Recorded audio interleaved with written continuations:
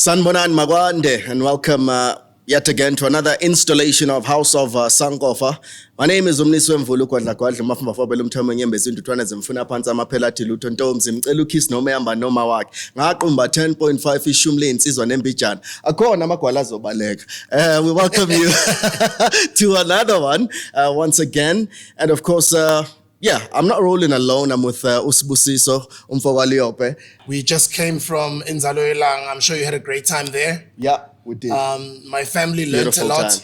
And let me just say to our audiences, in case you didn't get a chance to join us at Inzaloelang or you missed out, we're doing it again next year. It was an educational trip. Yeah. And kind of like a pilgrimage, if you can, for lack of a better word, Nepal. A pilgrimage, imvuselelo, so to speak, I think, just ukuvuselela ubuntu bethu to a certain degree, and really just a spiritually uplifting, pilgrimage, so to speak. Yeah, I had fun. It was beautiful indeed. And now we just want to thank the audiences out there. Just a quick reminder, guys, remember this is a brand new podcast between myself, Nomnisi Mvula, Upol, and this podcast will also exist in its own platform, just like we are doing with Virtual Mkuku. This one is House of Sankofa. So if you click by the description there, you'll find a link that takes you to this actual current channel's YouTube channel. So click on that link, go subscribe there, so that as we keep on uploading content on this platform's own YouTube channel, you are able to keep up with all the uploads that we're going to upload, because everything we're going to upload there is not everything we're going to upload here. Yeah. This is just the parent baby. This is our mother baby that gives birth to all these other little babies. Just like now we're busy with our new baby, House of Sankofa. House of Sankofa it is. And of course, we have our guest today, trumpeter extraordinaire. He's a music scorer. He charts music. He's just generally a great guy. He goes by the name of Lwanda Gogwana. Welcome, Lwanda. Thank you. It's been a while, hasn't it? I know. Is it pre-COVID, maybe? It was pre-COVID. Okay. I think the last time we saw each other. Yeah. And, I see there's a lot that's been happening in as far as your musicality is concerned. Yeah. Of course, he broke onto the scene with, Songbook Chapter 1 that you put together. I think your first baby, introduced you to, the general market out there. You went on with Uati Synth, which I was telling you earlier that I just loved it. I appreciate it. Its musicality. I was telling him, Spusiso, that he went in deeper than we had anticipated, and what a lovely sort of album to listen to. But I think what's extraordinary about you is all of these hats that you hold within your musicality. First and foremost, your instrument, I guess, is the love of your life. When we think Lwanda Gogwana, we think of this here trumpet, but you do a lot of other things. Just let us in on your musicality and how you sort of meddle around music as a whole. Yeah. I'm passionate about education. Right. I think my mother's a teacher. Okay. My dad also does some educational things. My dad is in human resources, so he does a lot of training and development of human beings. So I think at my core, I'm a teacher, an educator. So anything that musically, because I got into music, and it's my chosen profession. So anything that musically that I can use to reach the youth specifically, that's why I wrote this book. Just after I released this album, I had a lot of young kids asking for manuscripts so they can read this music. And actually play it. Yes. So even playing the piano, I started off on the piano. Well, actually I started off singing. You started off singing? You're a vocalist? I don't know. And then I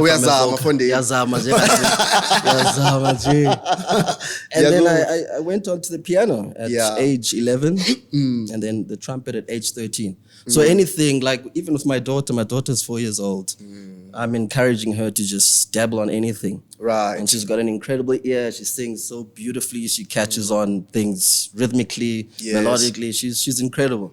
So I'm always just passionate about seeing how music, enhances one's pride within themselves. Right. So that's the passion really. That's why I dabble into everything. And it's interesting that you can dabble between the two. I mean, having started off, on the piano, in most cases, musicians at, a relatively young age, you would stick with, the piano. Yeah. Was it just that you were exposed to other instruments as you grew and you stumbled upon that I think trumpet? So. Yeah, I think so. Right. I regret like focusing largely just on the trumpet. Yeah. And sort of neglecting the piano.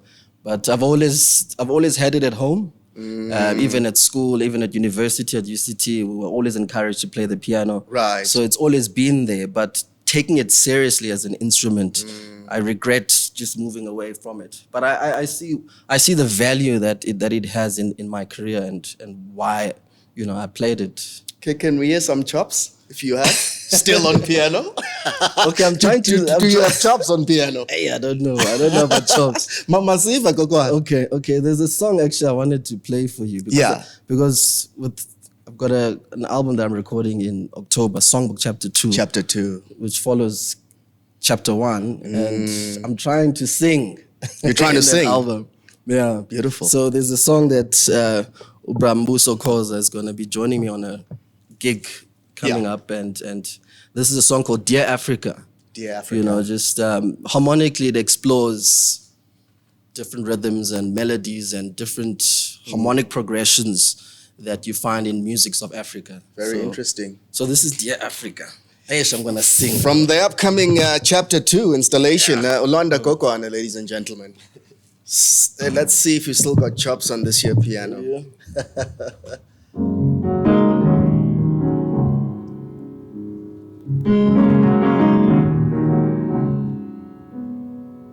Ndobaye aye oye oa Ndobaye aye oye oa ye mbabaye oye oye aye oa ye mbabaye oye oye oye Ndobaye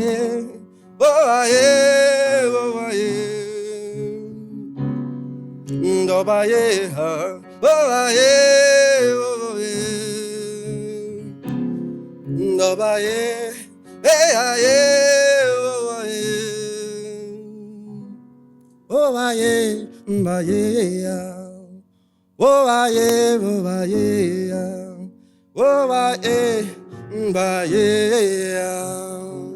Ladies and gentlemen, Lwanda Gogwana. Yeah, Vandine, you got chops still on this, yes? I love it. Thank you. So we're going to expect this one on Chapter 2, and we want to delve in deeper as we go into the conversation. This is coming through on Chapter 2, you say? Yes. Busa Koza joins you on this one. It, yeah. Ooh, so he's got that voice. Yes, he's got that voice. He's got that voice. Yeah. I hear him sometimes, besides him known as being someone who sings Amahubo. But he can divert and get into the soul sometimes, soul and R&B-ish, when he just plays around on stage. And you can feel that sense of musicality. He's a good storyteller. He is. He's a very good storyteller, And his shows are actually, for me, I look at his shows and I feel like they belong all over the world. I know that from time to time he will travel. And same as you as well. Like you guys belong all over the world, And I don't know why you're still doing here at home. I appreciate that. My first question is, why did you remove the dreadlocks? They were heavy. I said they were heavy. 10 years. It took me 10 years. Was that 10 years? 10 years. 10 years. I don't know how long it took me to cut. I don't remember, but I remember I cut them off in 2008. 2008, okay. Yeah. I actually cut them off when I was about to release first chapter. Synth, second album. Oh, Synth, so maybe there was something there. And any reason why you shaved? And why did you have dreadlocks and for that long? And any reason why you chopped them off? Let's talk about hair. Yeah. Let's talk about hair. Let's talk about hair. I think it was growing them. I had always wanted to grow my hair, and I was not allowed to at school. And then when I went to varsity, that's when I started growing them. And then in an effort to really feel the transition to the new album, Yeah. I needed to do something dramatic, and that was to cut the hair. Imvuselelo, so to speak. Yeah. Maybe that Right? was You had to submerge and then come up again. something like that. New beginning. I love Yeah, that. Yeah, I love that. Yeah. Paul, you had them earlier on in your life. I had them earlier on in my life. I mean, I guess, and I just let them grow because I just let them grow. And I wasn't really too finicky about keeping them looking nice and whatever the case is. I just sort of let them grow and I just gave them nourishment. And it was just all about that, really. I mean, some people would look at you with scorn and think rebellious, this or that, unsangweni, or whatever the Especially case that is. time, ne? Yeah, especially that time, because, I mean, dreadlocks were associated with, other things, rebelliousness, all day, nandondoni, Yeah. But I knew my mission, and for me, I think it was just naturally just being me. Yeah. Just being umvlane. I'm enjoying them now. For me, You are? as all my life, I've just had a chiscop. And only now that I'm older, I'm having hair. And I'm learning a lot of things also, from a distance.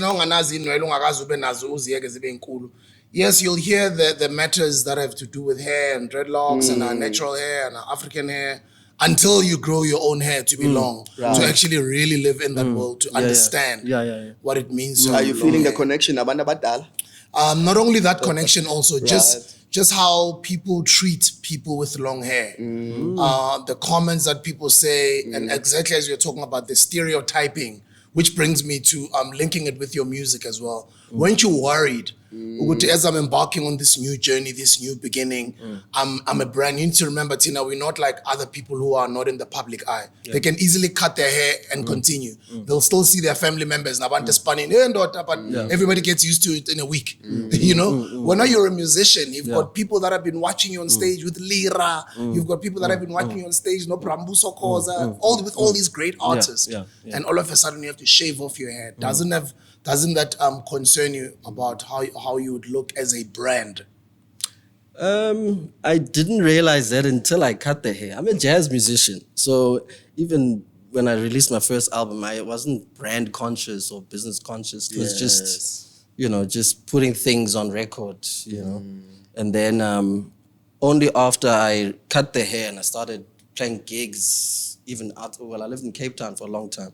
Then playing gigs in Johannesburg, Yes. some people don't recognize you. Some people say, now you look younger, you look like a little boy.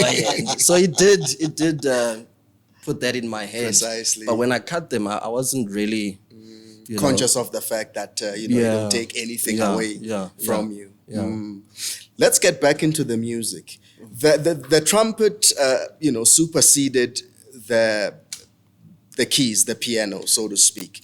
There must have been something that resonated with you once you picked up, the trumpet. Though you regret not having carried on with the piano, but there must have been something that resonated with the trumpet. What was it? I think the trumpet, because it's so close to the voice, it's like the voice, but through a horn. And I remember when I watched a band at school playing, and I just I have to play. In fact, it wasn't even the trumpet. It was just seeing instruments being played. I initially wanted to play the saxophone.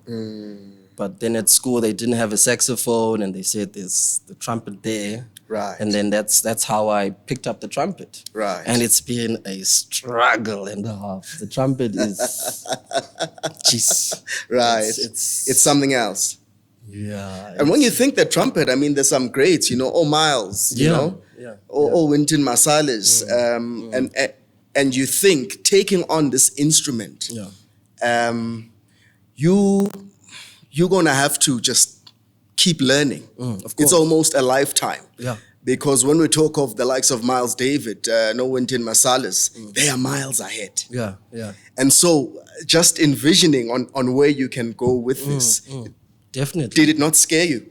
Definitely. I mean, my idol, Hugh Masekela, I mean, and just how he plays one that's a little bit different to the trumpet called the flugel horn. Fugal horn, yeah. It's a bit warmer. Yeah. You know, he says he chooses that one because it's closer to the African voice in texture. I see. You know, so and I think that's why I've always had a bit of a war with the trumpet. Yeah. I've always wanted it to sound thick and fat and warm because I was always trying to emulate Hugh. Right. And geez, the struggles with this instrument. So you try and run away from that sharpness of The sharpness. and try and give it body, so to speak, yeah? Really trying to Ibe mandi, ibe ngumama. Ibe ngumama. Ibe yasekhaya. Yeah, You know, ibe umama ekhaya, sibusisi. Uyayiva loo? Yeah. It's beautiful how you explain it. Now, Songbook 1, the first offering where you were basically delivering yourself to the music fraternity. How did that come about? And, the courage thereof to say, Ndingu Lwanda Gogwana. It must have been quite a journey. It was. The music on chapter 1 stylistically is very varied. Yeah. You know, it's not like Wadi Synth, where I was really trying to explore Xhosa music, the harmonies, and because I'd studied African musicology and then a focus on Xhosa music. And then I used Wadi Synth as, as sort of where I really explored the things that I learned. But Songbook chapter 1 was just I think it was more honest because it was an accumulation of everything that I'd done before. That you'd learned at UCT. Learned at UCT, music that I'd loved, listening to on radio, anything that I came across. And I remember a gentleman once, after I released the album, at the Cape Town Jazz Festival, I was playing at the Cape Town Jazz Festival, and I just released the album, and he looked at me like with almost disgrace, Why? He's like, your album is mishmash. It's all over the place. Yeah. And, I took offense then. I was a young kid, and it really crushed me, and, but when I look back now, I'm like, it was what it was supposed to be. It was a beginning. It was a beginning, yeah. You are one of the people that remind me of the likes of Abo Zex Bantwini, people who studied music. Well, according to what you're saying, what you studied music. Yeah. Was it worth it? Because somebody else can come and say, yeah, but some of us didn't go to school. Here we are. We've made it in this music thing. Like I didn't go to school, but I made a career out of music, Yeah. Was it worth it? And the reason why I'm asking for the audiences that want to study music that are watching right now, the younger guys. I think yes and no. I mean, it is worth studying anything. It's worth, developing yourself. And as I said, like I'm passionate about education, but it was a little bit at a disadvantage because the focus in music education in South Africa, even the African continent, is Western music. So the brain gets to be developed and structured in such a 1, 2, 3, 4 type of thinking. Yeah. And then marching band. Yeah.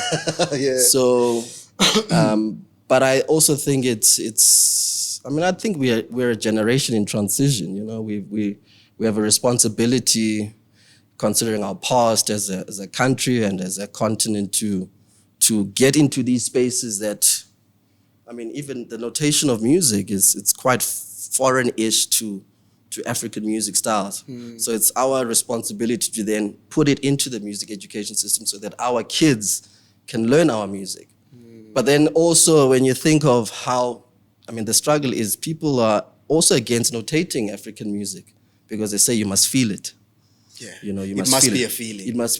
It must be taught orally also, Sure. like transferred like umlomo and action-wise. Do you believe in that school of thought? Totally, Yeah, totally. You should. Yeah, totally. But then you say you believe in it, but you went and still did this amazing work. Yeah, it charts. Well, you've noted it Yeah. and charted it onto this amazing Yeah. booklet. And what do you use this for?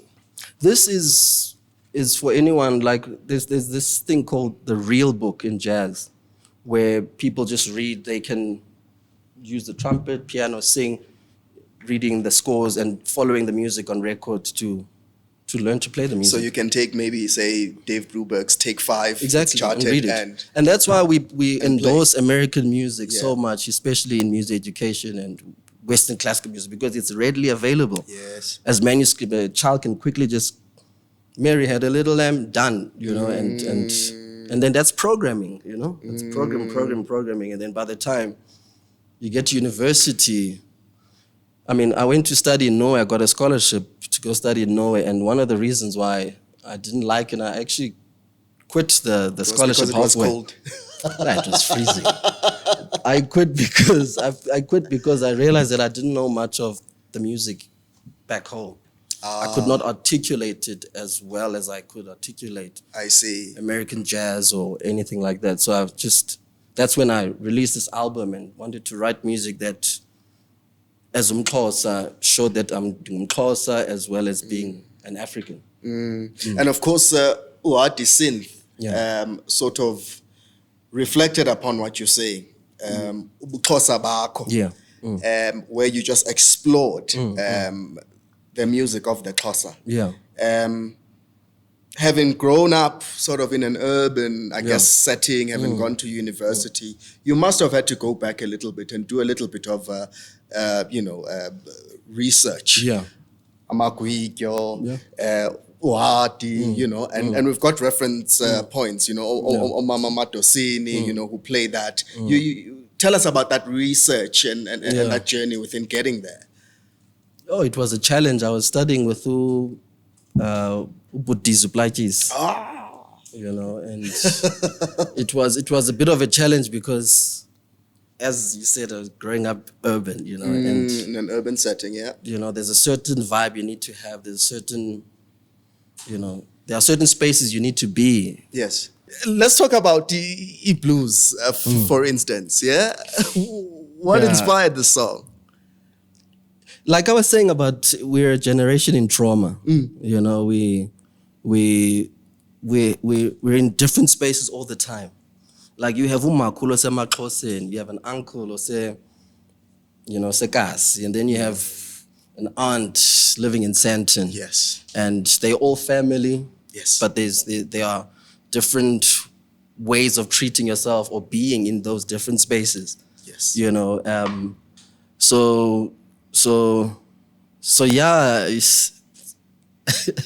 I've lost my thought now. The broken African family somehow. Yeah, I guess, right? And I was basically because there's no straight line. There's no straight line, and that's why I was saying that, you know, we're blues yonke nje.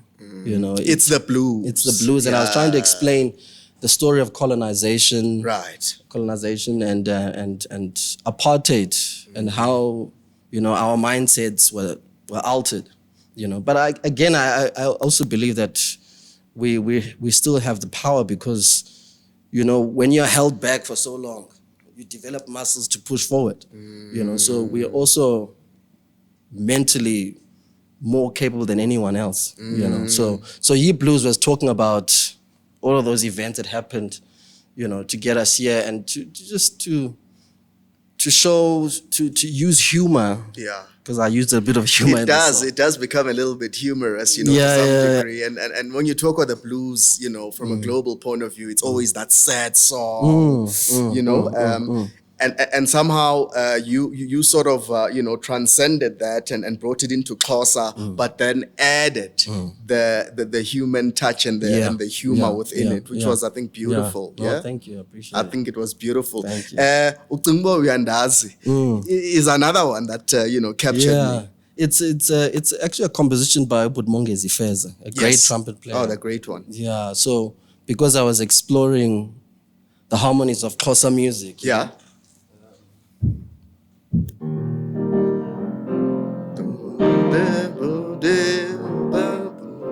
So his song would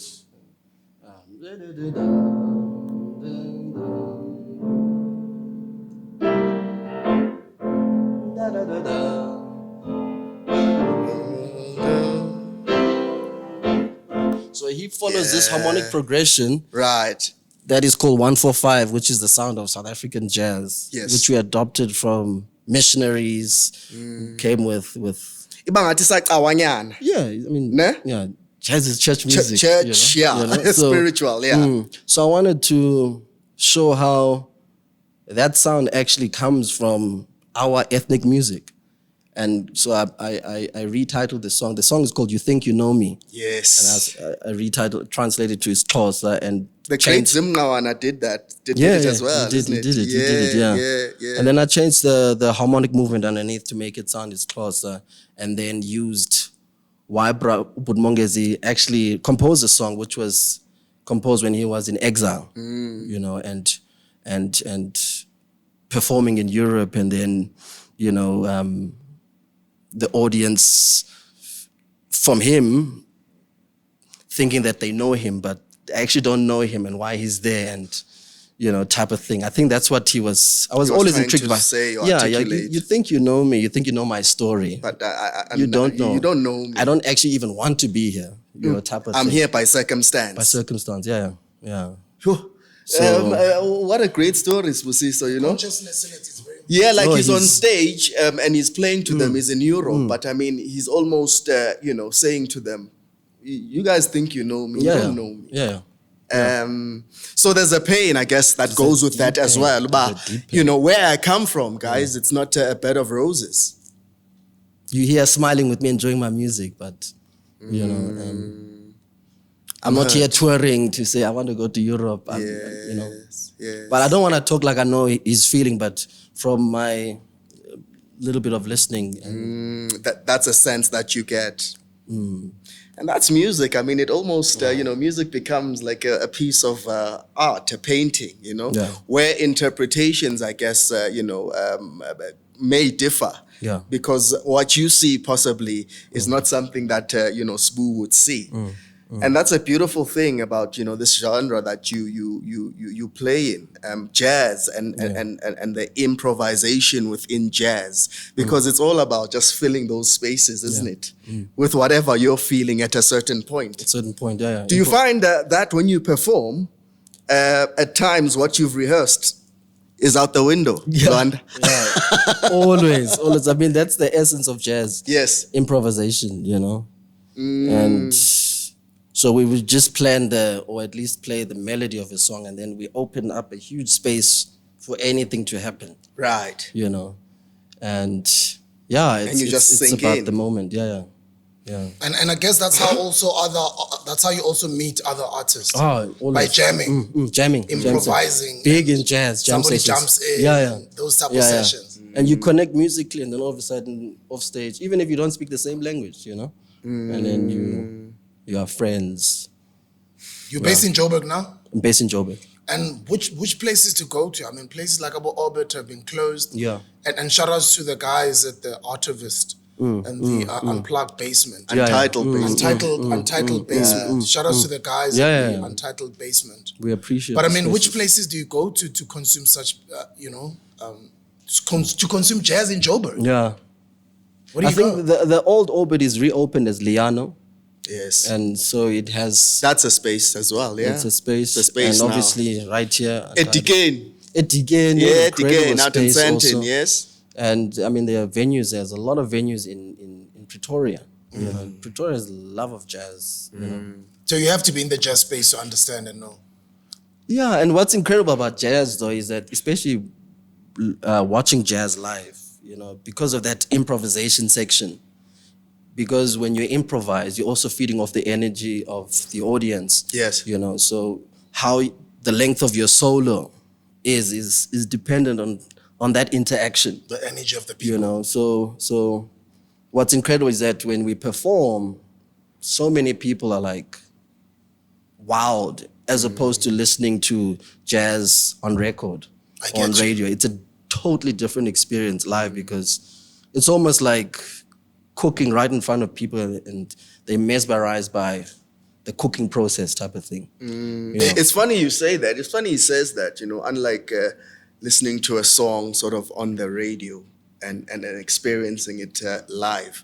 I find that when I listen to jazz, but just diverting a little bit, if I'm listening to it on CD or digital, whereas, you know, I can whip out a vinyl and put it onto a record player and play it, hey, that jazz on the record player feels different, from where I'd be listening to it on my phone or on a CD player or something else. When I take out a record and I put it there and then it starts frying, it just gives me a different I think journey, within the sound. So I mean, those two elements, as well. Vinyls have a different texture. They do, don't they? Yeah. There's nothing like a vinyl. Yeah. And I think we all consume music differently. You also find that at events, now not as an audience, at events as an artist, that's where you get to, see your audience, right? And also experience the reactions of the audience. As you're saying, you're feeding off of them. So I also find that Guma Jazz events, you'll find the newer and the younger generation. But in terms of the buying of the music and them listening into their cars, they probably just listen to one hit song that they would know from, from the radio. But you find that in terms of consuming the music, or from their music players or their cars, they don't consume it that much. So the experience and the performing of it does matter, ne? It does, totally. Just seeing people, even just the movement, And I'm sure also when you are on stage, they're mesmerized by your movement of the hands and, as opposed to just listening. It's like visual and audible, Now, you haven't neglected that, baby. That's the instrument I think he chose. And please, man, if you could just indulge us with something from the instrument you chose to be,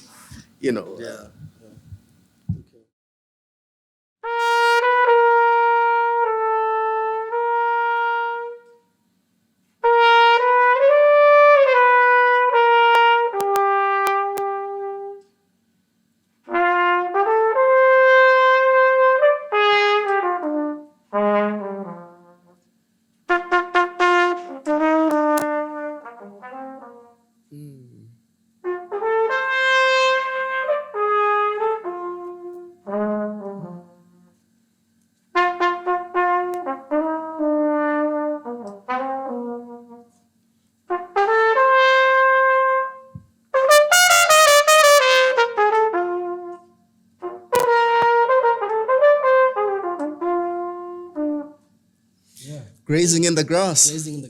Hugh Masekela. I mean, that song just catapulted him, I think, into the hearts of an international audience. A very important composition, from him at the time, isn't it? Yes. Very monumental for him, and redone by so many, And I think Hugh has this thing that he plays.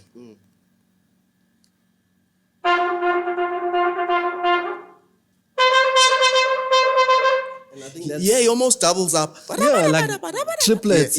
Triples up and yes. And I think I did an interview once and they were asking, why do you think Hugh plays the flugelhorn? And apart from the sound, is also the rhythms that he can get. And I think Hugh was very intentional about being South African. And I mean, all his music is largely Afropolitan, and he believes that Africa is a country, he believes in the greatness of the people. So that's why he always tries to emulate any sound or rhythm from the African continent. And that song, Grazing the Grass, incorporates that in the melody. So he loves that song, and it follows the progression of most music, or popular music in South Africa. I mean, no doubt about that. I mean, he stayed within the continent and explored, African music, with the likes of, he's got tribute songs to Bofela Kuti and things of such nature, where you can see that his time spent, I guess, in the US or in New York wasn't a time well spent because he always had that void, where he misses home, but was there for a certain reason. It was when, he could move around the continent but could not necessarily come into South Africa that, he further explored the musicality. Although in New York, we hear that he was rubbing shoulders with the likes of your Miles Davis and very influential, musicians there at the time. And it was Miles Davis who told him that, listen, man, play the music from home. Play that African thing, man. Play that thing. Because nothing beats playing from the heart. Play that thing. Play that music, I remember a documentary where he's sitting in a park and he's narrating a story about missing home. And he says, at times I was just feeling so out of it. In as far as just missing home so much. I'd be sitting in Central Park and talking to myself and speaking in Zulu, so that I could somehow, take myself back home, because I was starting to even dream in English, and that scared him. He says, He has a song called "Almost Seedless." Yes, I think he recorded in 1963 or 68 or something. Yes, and I think he's talking about that, almost being uprooted when he went into exile. And then that's when I guess he made the choice of, playing music from home. Chapter 2 is coming out, Lwanda Gogwana. I'm excited about this one. Me too. And I'm glad you're excited about it as well. It's obviously a continuation of Songbook Chapter 1. But then there's been growth between everything else. You now have a young one, so different dynamics of life and things of such nature. Take us into the process of putting together, the yet to be released Songbook Chapter 2. I think like Songbook Chapter 1, it's music. Some of the music that's coming up in Songbook Chapter 2 was music that was supposed to be in this one, So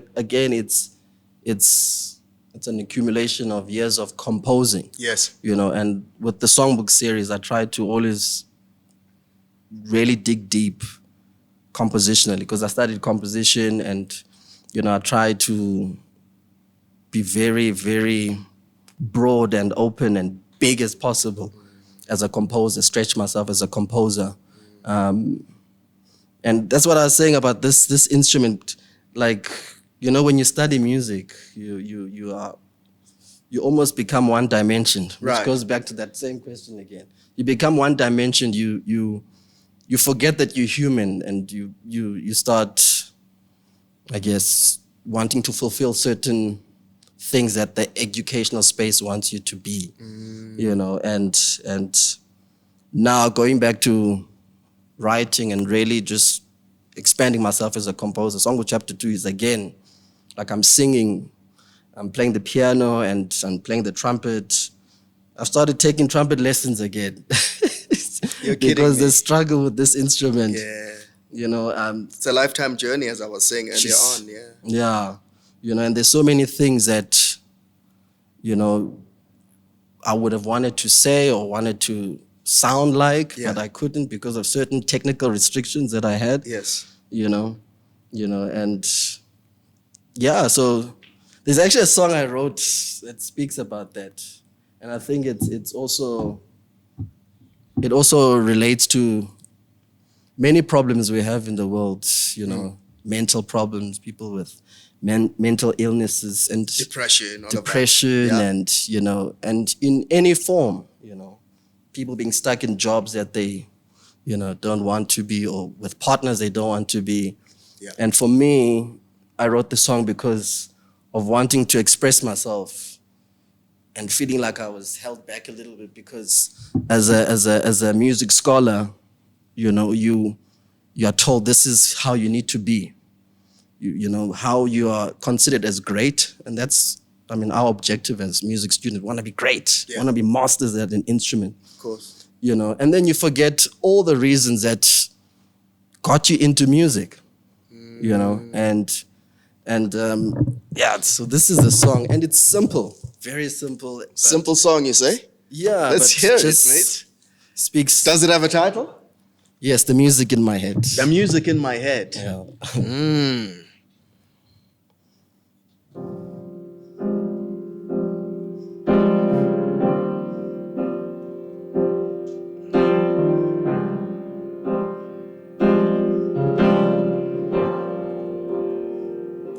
The music in my head, the words in my head, the feelings in my head, the voices in my head, the music in my head. It saddens me, the music in my head. It saddens me 'cause you ain't ever hear it. Ooh, yeah, yeah. The music in my head, the words in my head, the feelings in my head, the voices in my head, the music in my head. Voices in my head. Yeah. And when listening to it, it doesn't sound necessarily jazz, as so to speak. It sounds like it could almost just be a crossover song, Yeah. where many things could be done or delivered. Yeah. Hell, you could have a rapper coming in, and busting some bars in there, isn't it? Yeah, definitely. And I guess I'm hoping the space that I'm in. It's open, isn't it? Open. It's open. Talking about expanding in Songbook Chapter 2, you've expanded.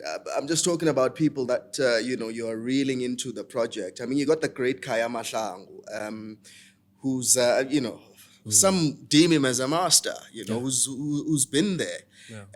A lot of musicians look up to Brakaya Mahlangu. I mean, I saw him at a Joy of Jazz festival. Gregory Porter came and he was sort of leading the band.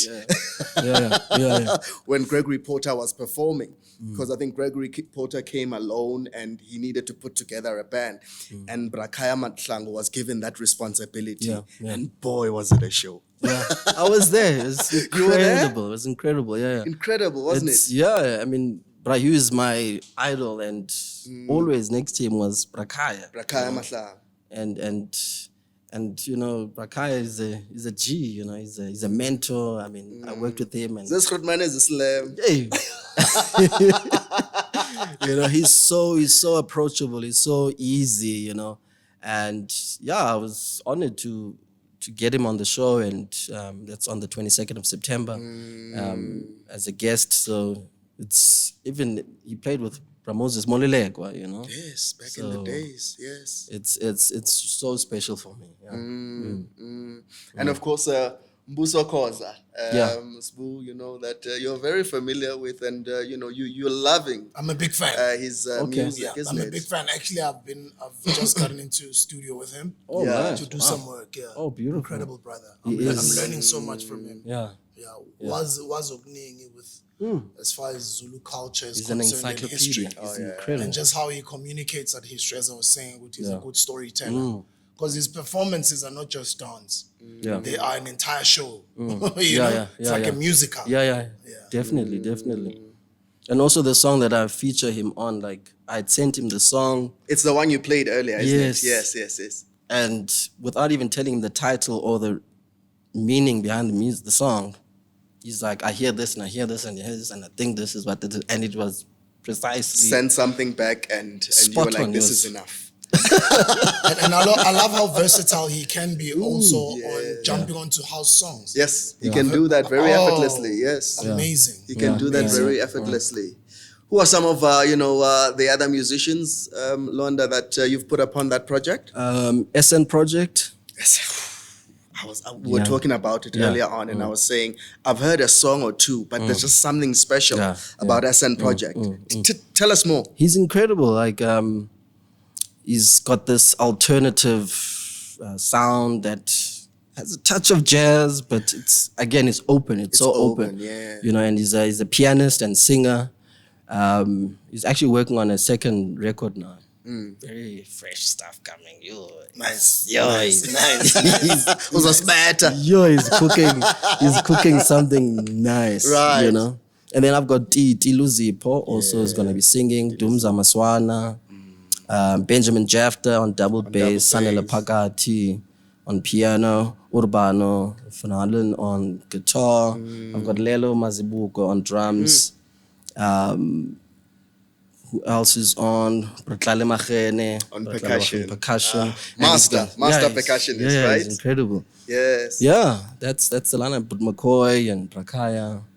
Yeah. It sounds like it's a beautiful offering, and of course, it comes out when on the 22nd. You say The 22nd is It's the a show. premiere of the compositions, and then Right. end of November, the record. the record comes out, Yeah. and the show will be at Liano. Liano in Braamfontein. Yeah. Right. Liano restaurant. Those interested, when can they get tickets? They can get them now. Are they open on your social They are media? open, yeah. On your The social link media. is on my bio there. On Right, Instagram. right. On your Instagram. Instagram, yes. Okay, so I mean that's open. 22nd is the show at Liano Yep. in Braamfontein, everybody. So make sure you get out there and get yourself a ticket and go and support Lwanda Gogwana. It's a fantastic project, as he's put it. Features the likes of Mbuso Khoza, the great Brakaya Mahlangu, Tlale Machene on percussion. And talking Tlale Machene, the young one Khunzi is also doing magical things. Yeah, the right? family is incredible. It's an incredible family, and they're all Sia here. Makuzeni, sorry, my home girl. Yes. From Ekaya, Sia Makuzeni. is Usia also- Makuzeni. It's gonna be That's Sia. Trombonist, what the hell? vocalist. How can you leave You didn't mention my name. No, best for last. Best for last. First for last, Yeah. Sia Makuzeni, of course, she's a trombonist and Yeah. vocalist, and it's very rare that you find sisters, almost carrying the both things so effortlessly, the Yeah. vocals as well as the trombone, and I think she does it so effortlessly. Yeah, she's amazing. I did a song with amazing. her on my Azanian Pulse second offering called Bring in the Day. She sang and she blew the trombone as well. It was just something beautiful. And the song is in sort of like this Brazilian samba feel. Nice. That is Sia Makuzeni, Yeah. something special. She is. She is, yeah. But Lwanda, what are you seeing in as far as jazz is concerned in this day and age and its progression thereof? I was talking about just passing the baton at times. One interesting thing that you've done, Brahebi Tswaledi, who's known for African time music. Yeah. You've got in there and you've charted, the African time catalog, which I think is something beautiful. Yeah. First and foremost, Yeah. what was that all about? It was, first he invited me to be part of a show. Yes. And you went to play. I went to play. I see. And to score his music so that it is documented. And it's funny because Brahebi changes songs Yes. every gig. A song is slightly different, Yes. and he always says, even when you're writing the music. Because he down- actually doesn't believe in scored music Yeah, or charts. yeah, He just says play. Yeah. He says, whatever you do, Yeah. it's subject to change. Yeah. That's what his thing is, Yeah. And it's so incredible how he changes the music. He changes it in the time feel, the melody, how he plays it with musicians in Cape Town or anywhere else. There's a slight twist. Every time. And he says he gets that from the great Begi Mseleko, the pianist. He's like, Pianist, yes. Begi was like this with me, and it used to frustrate me, and now I'm doing it to you guys, And he loves doing it to you Yeah. guys. Yes, And yes. it always puts you on your toes.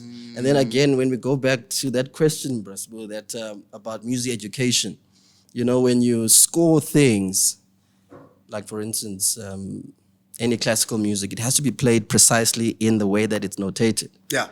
And then we've got this tradition of oral, transmitting of culture and music.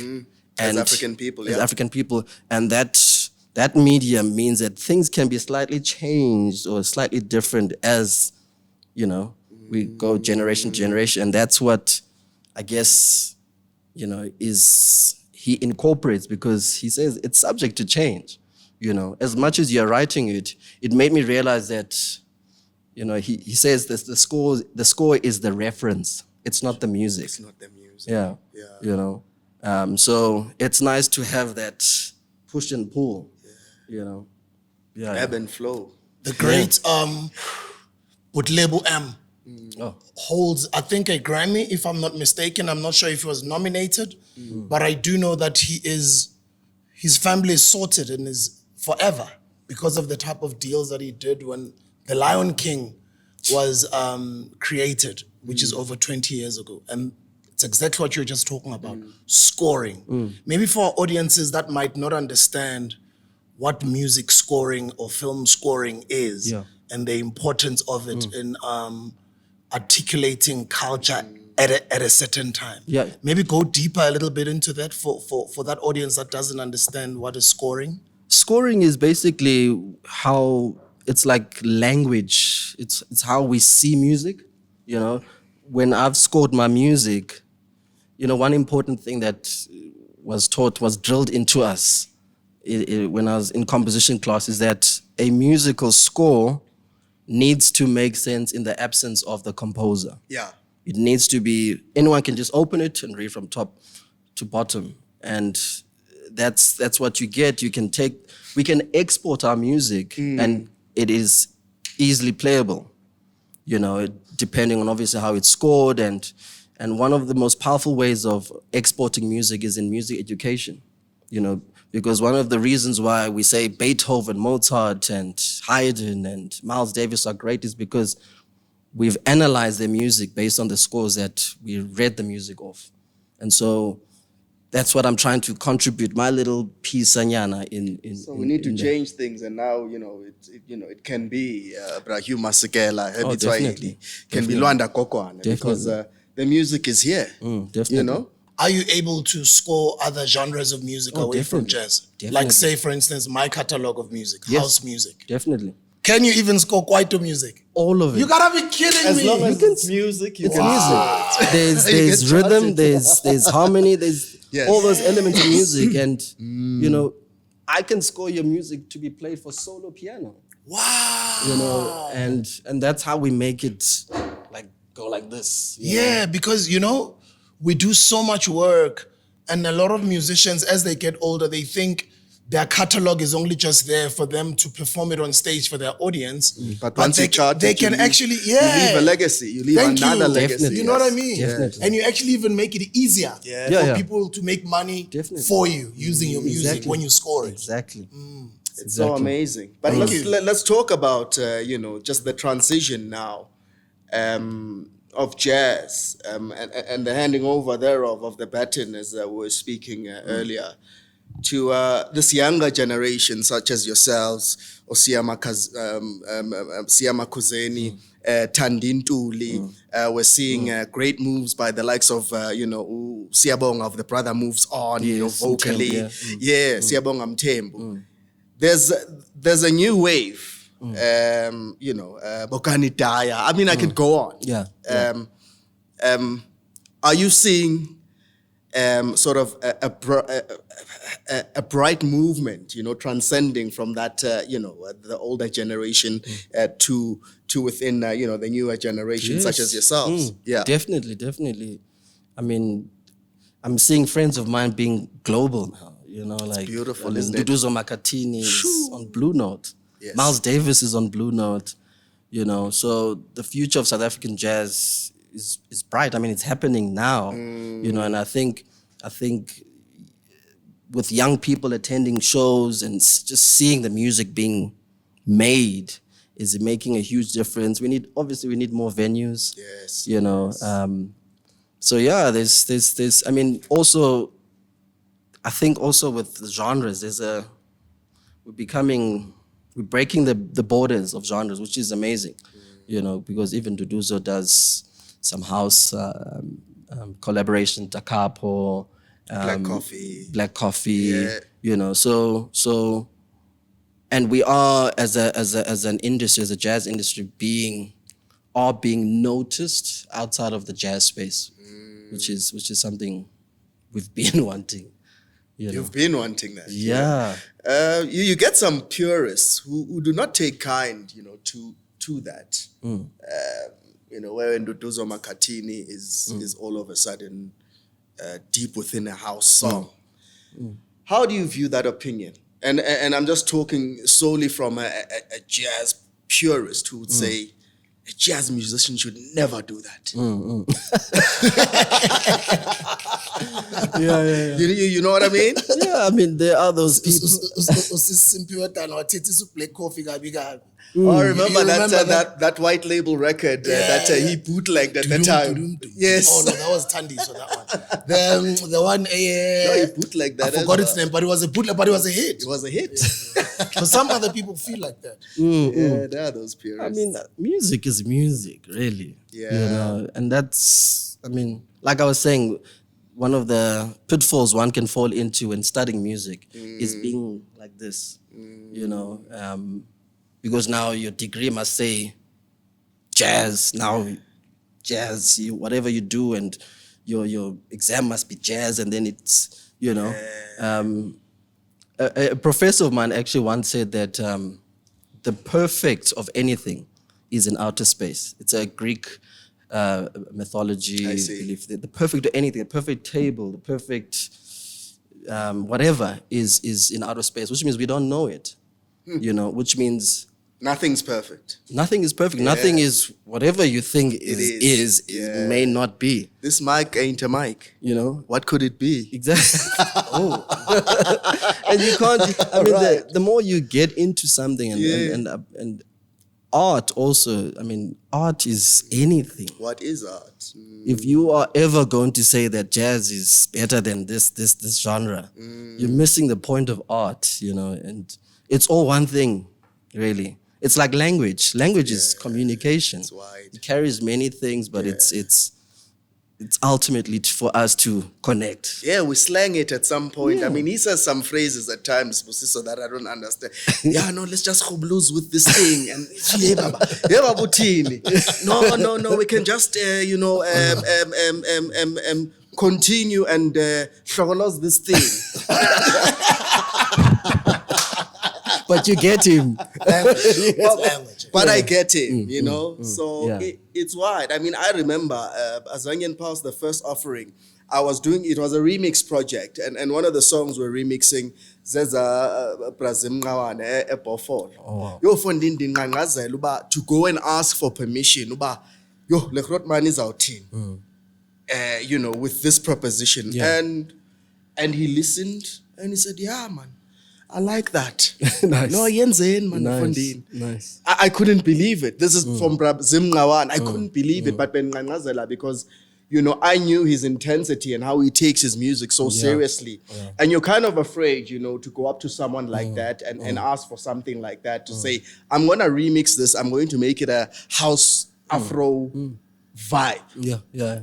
And he was so open to it. And the album came out. He even invited me to come play with him at the Linda Auditorium. Oh, wow. There was a jazz band, there was an orchestra, and there were a couple of musicians like Carlo Mombelli on bass, Utlale Makene. I was on the 10 tables, and we mixed all of that up on one evening. It was fantastic. Wow. I would say musically one of the highlights of my musicality to date. Beautiful. How beautiful is that? She's amazing. So as you say, Lwanda, I think music is far and wide, and to really just compartmentalize it or put it in compartments is a disservice, you know, sonically to sound, isn't it? I'm not totally against it, but I mean, I think there's a space for everything, you know, but there should be never a point where we say, no, you can't be that. Yeah. Sometimes you have to go focus into something. Yeah. To get something out of it, but never to say that, no, I'm better than you because of blah, blah, blah. Correct. We should never, ever reach that point. You know, we may need labels. We're a world of, we need order in some sort of way. But also we need the space where there's no order, you know. Organized chaos. You know? Some would call it. Yeah. Organized chaos. It always works. Yeah. It always works. Lwanda Gogwana, we thank you so much for taking the time to join us. We appreciate you, my brother. Thank you so much. You know, for your musicality. And I think this is only just the beginning of your growth in music, and with what you're doing with the likes of you know, the songbook chart, you know, will take our music far and wide. it's a blessing to hear that education first and foremost is at the center of your heart, meaning you will touch, the younger generation through with music and lead them into the right direction. So we look forward to Songbook Chapter 2. Yes. It launches at Liano. That is on the 22nd of September. The album will launch sometime in November, you said. Yes. We look forward, to that. Hey, man, keep blowing your own horn. We love it. Appreciate the invite. Thank you. House of Sankofa, and you're always welcome here. Thank you. Appreciate it. There you go. And, lastly, I know we're gonna shy him to give us a valelisment. That's what's valelis. Oh yeah, you see that language I was telling you about. What's a valelisment? That's valelis, But I also want to say this on camera because I love the fact that these videos live on forever, even in our passing. I was checking out the interview that we did on this platform, the Hustlers Corner, with the great Bob Mapena about 2 years ago. And a few months ago, they were saying I think it was 2 years since his passing or something like that. And watching that interview, I'm like, wow. Yeah. Watching this, he seems like he's still alive. And sadly, there's going to be a time where people are watching this video and one of us is no longer here, or two of us, or even all of us. In the future, not now. many years to come. It's so true. I want to say this on camera. I think I've also had just like Paul, we all had great youth. We're really blessed to have worked for a station like YFM and to get an opportunity to expose ourselves and express our love for music through DJing, through producing music, collaborating with other musicians. I was very fortunate to also be a part of an independent label, to be involved in Kwaito, in Afro Soul, with Zahara and with Sisintlantla, with local hip hop, with the Pro and Kwaito music, Nabo Bricks, Nabo Mzegezega, Nabo Brown, etc. And then I've got a couple of my own house projects that were a success. And as we were talking in this interview, I'm like, let me bring it up in this interview based on the answer that you gave me. Can we sit down and you score our entire TS Records catalog? Wow. Can you do that? Of course you can do it. Of course, I would love to. So you can just name a prize and then we do it here. Of course you can do it. I would do it for free. That's how much. You're serious. No, I mean, I need to eat, doable. but I'm saying like the passion I have for scoring music is deep. With No, him. So I would definitely. love to. Yeah, no, thank you. And my I'm brother. saying it on camera. And the reason why I'm saying he hasn't yet tied up, but also I want people to know when was the day that this idea was birthed, so that the day we do a launch and we're saying We've charted our music. we've charted our entire music. Now we're taking it to the club. And the reason why I'm saying that is because I'm 43 years old, and a lot of the things that I do, I'm not only just doing them for me anymore. I'm doing them for the legacy, right? So I hope we can't continue to complain and say we're not doing it. The fact that you are doing it and the fact that you brought it up on the show, I'm just might as well let me score my entire music. Somebody else who might be watching this who's a musician might just say, hey, actually even score mine. Yeah. I'm sure even Paul right now is already thinking of his own music. Because whether we like it or not, and for all you new artists out there, guys, you don't even have to leave this country anymore. The fact that you're on the internet, you're already global. Come on. So it's time to score our music. Thank you, my That's brother. Definitely.